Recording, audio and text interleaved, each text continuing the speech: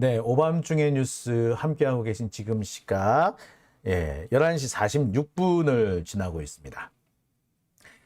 자, 검찰 해체가 답이다 라고 하셨어요. 이계향의 세상 속으로 님 들어오셨네요. 유튜브 채널이신가 봐요. 반갑습니다. 5월생님 들어오셨습니다. 반갑습니다. 네.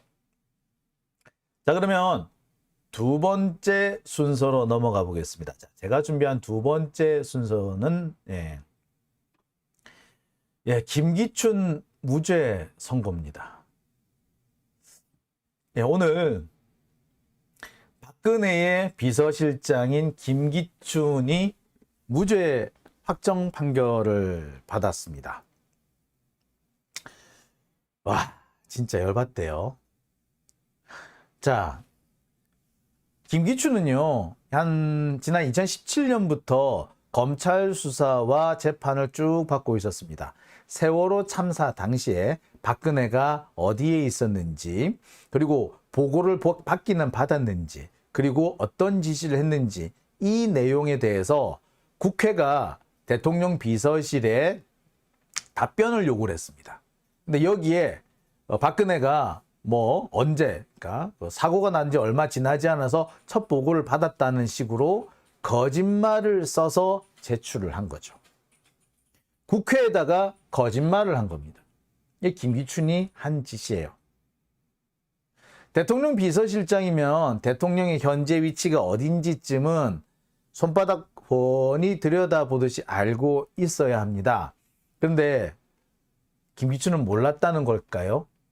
어쨌거나 김기춘은 박근혜가 보고를 받았다는 식으로 국회에 거짓 답변을 합니다.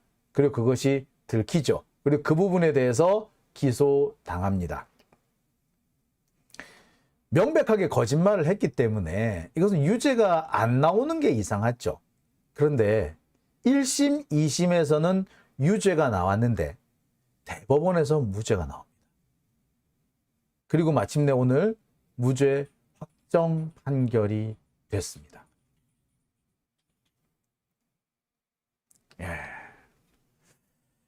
어처구니가 없죠. 이런 개떡 같은 경우가 있나 라는 생각 저도 들고요. 여러분도 드실 겁니다. 아니, 거짓말을 했는데 무죄라고요?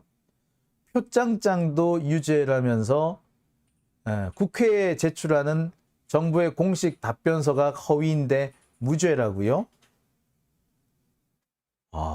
참 상상을 할 수 없는 일이 벌어지고 있는 거죠.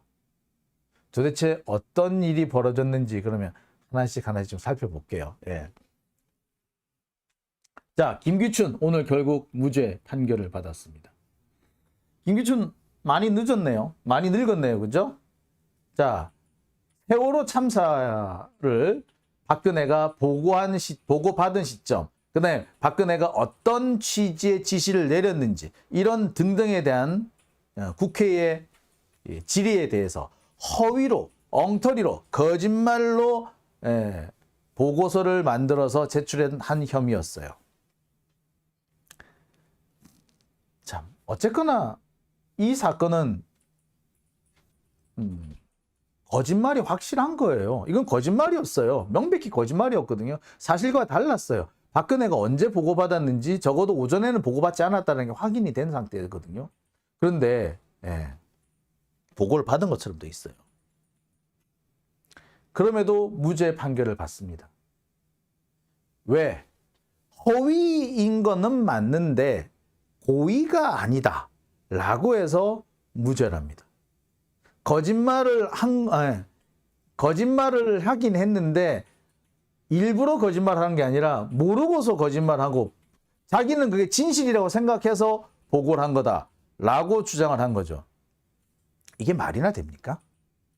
국회에 내는 답변 자료인데 그러면 사실관계를 명확하게 확인을 해서 보고를 해야죠. 그런데 지가 알고 있는 내용, 주관적 판단으로 보고서를 썼다고요? 그것부터가 사실 문제가 되는 거 아닙니까? 허위 아닙니까? 아니, 내가 알고 있는 것 말고 내가 그렇게 알고 있었다가 아니라 확인을 하고 해야 되잖아요. 그런데 그 확인조차 안 하고 국회에다가 이런 거짓 자료를 제출을 했다고요? 그런데 그게 무죄라고요? 이 무슨 개떡 같은 소리가 다 있어? 근데 무죄래. 도대체 이런 이상한 판결은 누가 내린 걸까요? 에? 자, 이 김기춘의 이 판결을 하나씩 살펴보겠습니다. 김기춘은 1심에서는 유죄 판결을 받아요. 허위 공문서 작성 혐의에 대해서 유죄가 나옵니다. 그런데 항소심에 가면은 상황이 달라지죠. 항소심에서도 무죄가 나옵니다. 역시 허위 공문서 작성 혐의로 유죄 선고를 받아요.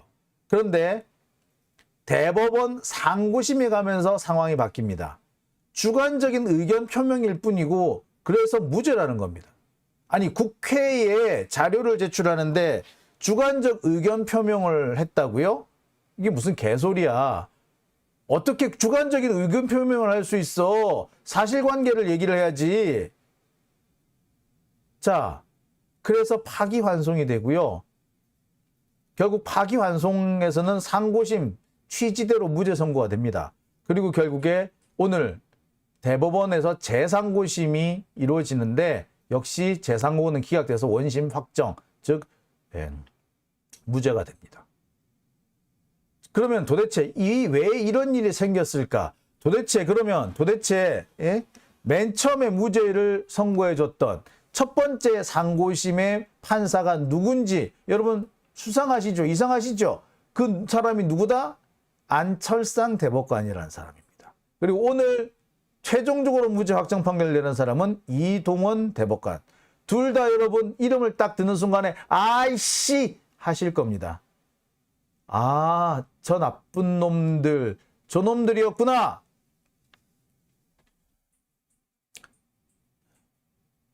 예, 생각이 바로 나실 거예요.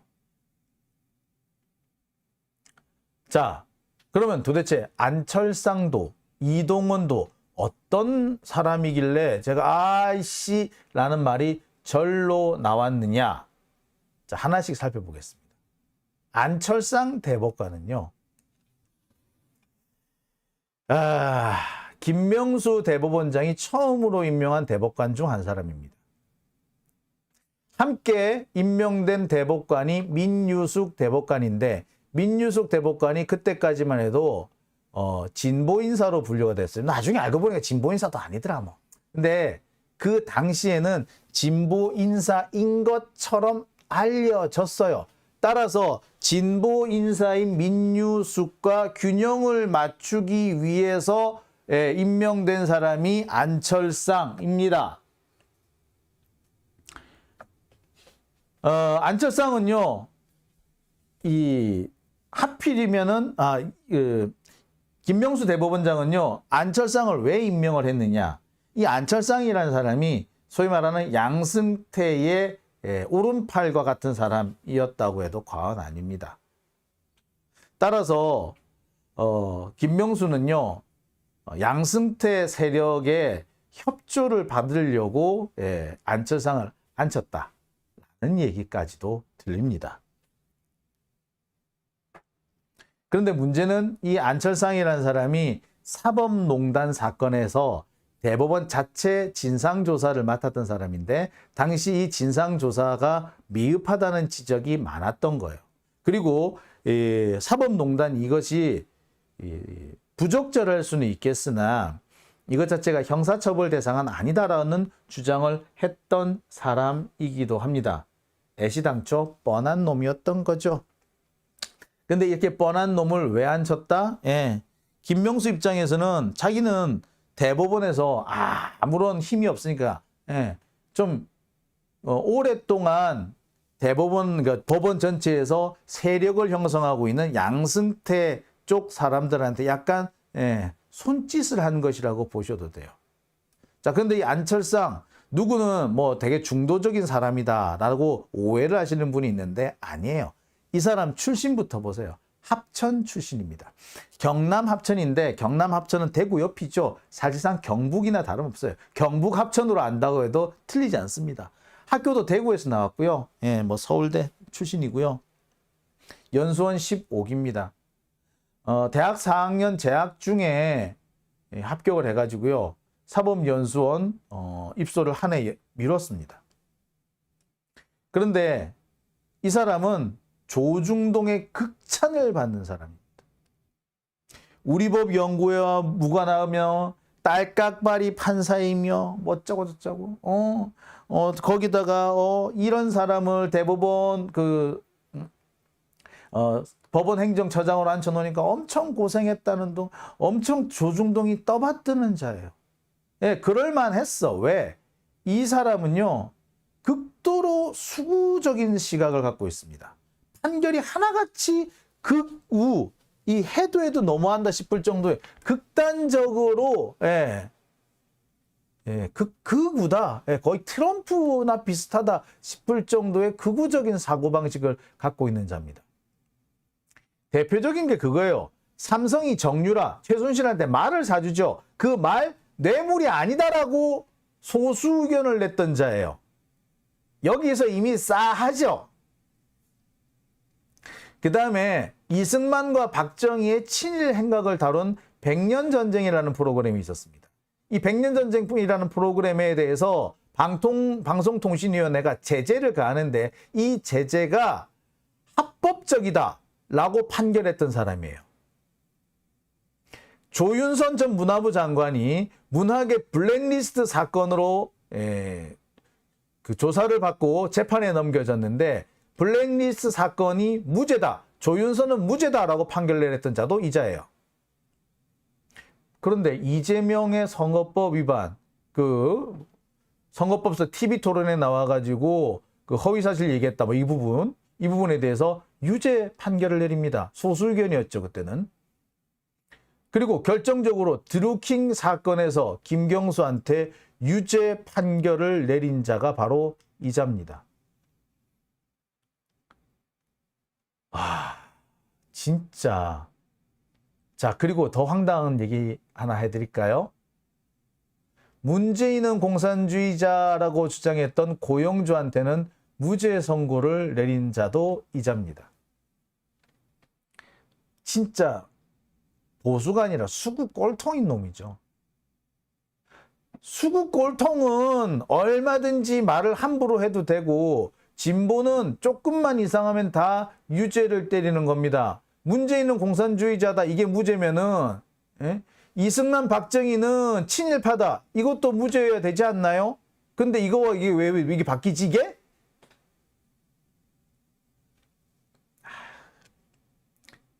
진짜. 자, 그런 자니까 저런 판결이 나왔던 겁니다. 자, 뿐만 아니에요. 오늘 최종적으로 무죄 확정 판결을 내린 이동원이라는 사람은 더하면 더했지 덜하진 않습니다. 이 사람 역시 끼워 맞추기로 들어온 사람이에요. 김선수, 노정희 대법관 이 두 사람이 진보적인 사람으로 유명하죠. 김선수 대법관은 아시다시피 정말 그 제야에서 그 민변을 이끌었던 그런 대법관이신 거 맞아요. 그리고 노정희 대법관 역시 우리법 연구회의 핵심적인 인물이었었습니다. 자, 이 두 분이 임명이 되니까 거기에 구색 맞추기, 끼워 맞추기로 이동원이 거기 들어간 거예요. 진보 보수, 구색 맞춘다고. 근데 그냥 구색 맞추는 게 아니라 엄청 더러워, 얘가. 통합진보당 사건에서 유죄 판결을 내렸던 사람이에요. 그 통합진보당 사건에서 그 통합진보당 소속의 그 지방의회 의원도 과연 그 의원직이 없어지느냐 이 부분을 놓고 판결이 엇갈렸는데 이때 그 의원직을 상실한다라는 판결을 내렸던 게 이동원이에요. 그러면서 사법농단에도 연루가 됐네. 그래서 대법관 신분으로 검찰에 출석해서 조사를 받아요. 또 나 같으면 쪽팔려가지고 대법관 못하겠네. 일본 와세다 대학에서 연수를 했고요. 대구 출신입니다. 경북고 고려대. 아, 정말 지역 차별하면 안 되는데 이런 거 보면 진짜 해도 해도 너무해. 진짜 우리나라에서 지역 차별이 생긴다면 정말 이런 것 때문에 생기지 않을까 하는 생각이 들어요. 어쩜 이렇게 이게 적어도 판사면은 그 타인의 인권이나 권리까지는 보호해 주려고 해야 되는데 자기 인권과 권리, 자기 몫은 그대로 가지고 있고 남의 것은 절대 인정하지 않는 이런 기기묘묘한 사람이 법관을 한단 말이야. 근데 그런 법관들이 이상하게 이 동네 출신이 많네. 뭐 참 이거 좀 살펴봐야 되는 거 아닌가요, 진짜? 자, 어쨌거나 이 사람 역시 판결을 돌아보면 최악의 수구라는 말이 절로 나옵니다. 역시 이 사람 역시 정유라한테 말을 제공한 것은 뇌물이 아니다 라고 판결했던 사람이에요. 역시 소수 의견이었죠. 역시 아까 말씀드렸듯이 이승만 박정희의 친일 행각을 다룬 백년 전쟁은 유죄다. 즉 방통위에서 제재를 하는 것은 정당하다라고 판결했습니다. 역시 소수 의견이었습니다. 그리고요, 양심적 병역 거부에 반대했고요. 역시 이재명 선거법 사건에서 유죄 의견을 냈습니다. 소수 의견입니다. 그런데 윤석열 장모의 요양급여 부정수급 사건, 즉 사무장 병원 사건, 함께 일했던 많은 그 동료들은 다 감옥에 들어갔는데 오로지 딱 한 사람 최은순만 무죄로 풀려난 바로 그 사건, 사무장 병원 사건, 그 사건에서 무죄 판결을 내려준 사람이 이 사람이에요. 야, 이게 인간이냐고. 그리고 결정적으로 드루킹 사건, 김경수 지사에게 유죄 판결을 내린 사람이 이 사람입니다.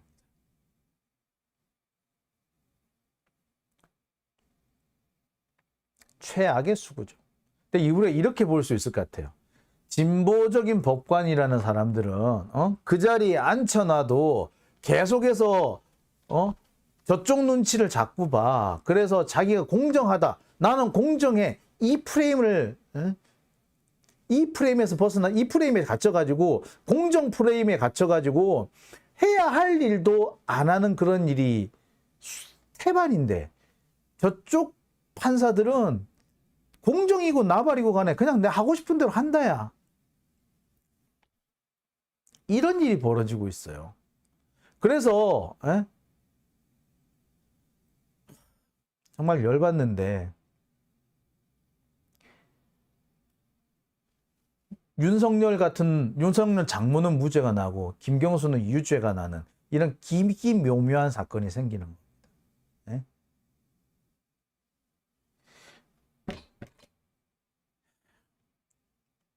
김기춘 같은 놈은 무죄 판결을 받고 표창장은 유죄 판결을 받는, 국회에 거짓말을 보고서를 낸 거는 무죄고 표창장은 유죄다. 이런 개떡 같은 판결이 대한민국에서 나고 있는 거예요. 그건 다 뭐다? 진보 법관이라고 앉아있는 자들조차고 진보가 아니라 걔네들도 반은 수구 꼴통인 거지. 그러니 순수하게 완전히 수구 꼴통인 아이들하고 싸워서 이길 수가 있겠냐고. 지는 거예요.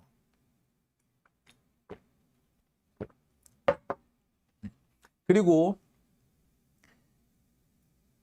안철상, 이동원 이 두 사람이 프레임에 갇혀있는 이른바 진보 법관들을 수구 꼴통으로 끌고 간 대표적인 두 명의 인물이었던 거죠. 이 이동원 역시 조선일보의 극찬을 받습니다. 원칙주의래. 심지어 미스터 소수견이래. 개뿔 무슨 미스터 소수견이야. 이렇게 극찬을 받는 자들입니다. 뻔한 거죠. 그러니 김기춘 같은 자한테 국회에 거짓말을 했는데 그게 무죄가 나올 수 있는 겁니다. 문제는 이런 놈을 대법관에 앉혀준 김명수 대법원장이죠. 이 사람은 민주주의나 개혁보다 자신의 안위나 자신의 명성이 더 중요했던 사람입니다. 그래서 정작 해야 될 일은 하지 않고 오히려 수구 세력들의 눈치를 보아왔던 거죠. 적당히 양다리를 걸쳤다고 해도 과언 아닌 겁니다. 그런데 정말 짜증나는 거는요, 이렇게 진보 진영의 인사라고 해서 앉혀놨더니, 한 자리 줘놨더니 뒤통수 때리는 놈들이 많더라고요. 자기 자리 욕심을 내고 그 자리에 가고 싶다고 설친 것까지는 그렇다 치더라도, 그렇게 자리 욕심 내고 설쳤으면 거기에 마땅한 직무를 해야 되는 거 아닙니까? 그런데 안 해. 정말 이쪽 저쪽 눈치 보고 적당히 자신의 명성에 흠이 가지 않게끔 자기는 계속해서 공정한 사람이어야 되는 거야. 그 병에 걸려 있어요. 자기는 엄청 멋진 사람이어야 돼. 진보 진영이 아니어야 되는 거야. 그 기자들도 마찬가지죠. 진보 진영의 민주 시민들의 지지를 받고 유명해졌으면 그 지지와 성원에 보답을 해야 되는데, 때 되면은 정말 잔혹하게 민주 시민들의 뒤통수를 치고 저쪽으로 넘어가죠. 뉴스톱 김준일 같은 사람이 대표적인 인간이죠. 유재일 말할 것도 없고요. 민주 시민들의 여러와 같은 지지를 받고 그래서 그 자리까지 올라갔으면 그에 상응하는 거기에 상응하는 행동을 벌여야 되는데, 막상 자기가 유명해지고 자기가 자리에 올라가면은 공정 프레임에 들어가더라고. 그래서 나는 공정한 사람이야, 이런 식으로 하려고 들어. 그래가지고 그러면서 오히려 결정적인 순간에 민주 시민들의 뒤통수를 때렸죠. 김명수도 마찬가지고요. 지금 좀 불쌍하게 됐습니다만 한상혁 방통위원장 솔직히 그런 사람이에요. 방통위원장으로 있으면서 뭐 했냐고 도대체. MBN은 서류가 조작이었다는 게 밝혀졌잖아요. 조작으로 허가를 받았으면 원천 무효가 정상 아닙니까? 그런데 떡하니 살려놨어. 그러니 이제 와서 얻어 터질 수밖에.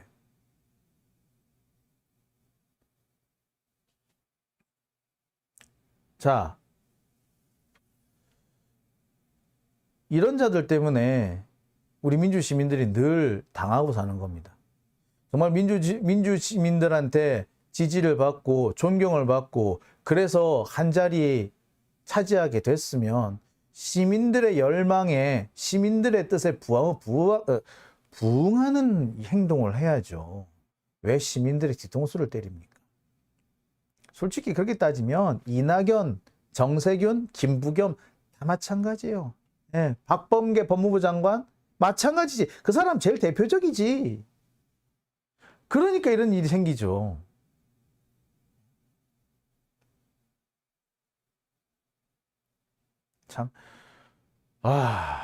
참 그렇습니다. 갈 길이 멀다님, 그만큼 그 자리에 올라가기 위해 더러운 짓을 많이 한 것은 아닐까요? 글쎄 그럴 수도 있겠습니다. 참. 학교 매점님, 퇴임 후 김명수를 경이 가만 안 둘걸요? 그럼요. 저도 그렇게 생각합니다. 당해봐야 알아요. 한상혁? 당해봐야 알지. 아니, 참. TV조선 진작에 잘랐으면 이런 일을 안 당하죠. 안 자르니까 이런 일을 당하는 거야. 아유, 참.